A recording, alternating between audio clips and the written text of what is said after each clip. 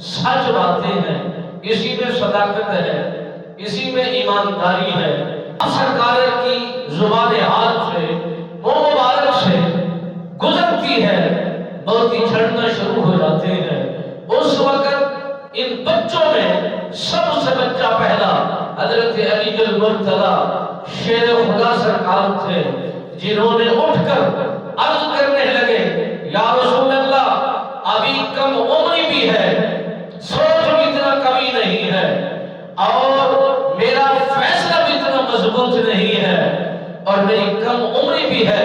میں چھوٹا غلام تیار ہوں۔ میرے نبی سرکار نے اپنے اس علی کے ہاتھ کو پکڑا اور اپنے ساتھ بٹا دیا۔ پھر آپ نے فرمایا، اے لوگوں، یہ بچہ ہے، اس کے دماغ کے اندر ابھی وہ باتیں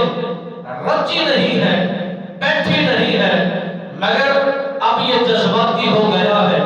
اب یہ باتیں قبول کرنے کو تیار ہو گیا ہے۔ تمہیں بھی چاہیے اس بچے کی طرح اپنے جذبات کا، اپنے خیالات کا اظہار کیا جائے، اور میری صادق باتوں کا تمہیں تصدیق کرنی ہے، اتباع کرنی ہے،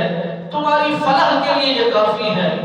جب میرے نبی رحمت فخر موجودات صلی اللہ علیہ وآلہ وسلم سرکار نے دوسری دفعہ اعلان فرمایا، تو اس غلام نے اور کم عمر بچے علی المرتضی شیر خدا نے پھر اٹھ کر اپنی محبت کا والہانہ اظہار فرمایا، یا رسول اللہ، آپ کی ہر بات کو قبول کرتا ہوں، آپ کے ہر حکم کو دل جان سے قبول کرتا ہوں، دل و دماغ میں بٹھاتا ہوں، عمل کرنے کے لیے پوری طرح سے میں تیار ہوں۔ آپ سرکار نے پھر اپنے علی کو اپنے قریب بٹھایا، فرمایا، تیری بات قبول ہو چکی ہے، اب باتیں ان سے ہو رہی ہے، ذرا ٹھہر جاؤ۔ تیسری مرتبہ بھی میرے نبی سرکار نے اعلان فرمایا، ان لوگوں نے جواب دینے میں تاخیر کر دی، جواب دینے میں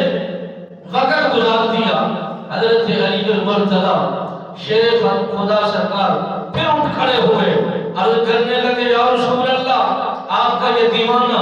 آپ کا یہ مستانہ کم عمر ضرور ہے، فیصلے کرنے میں تاخیر نہیں کرتا، جواب دینے میں انتظار نہیں کرتا، اور پھر عمل کرنے میں خدا ہی کا اظہار نہیں کرتا۔ حضرت علی المرتضی کم عمر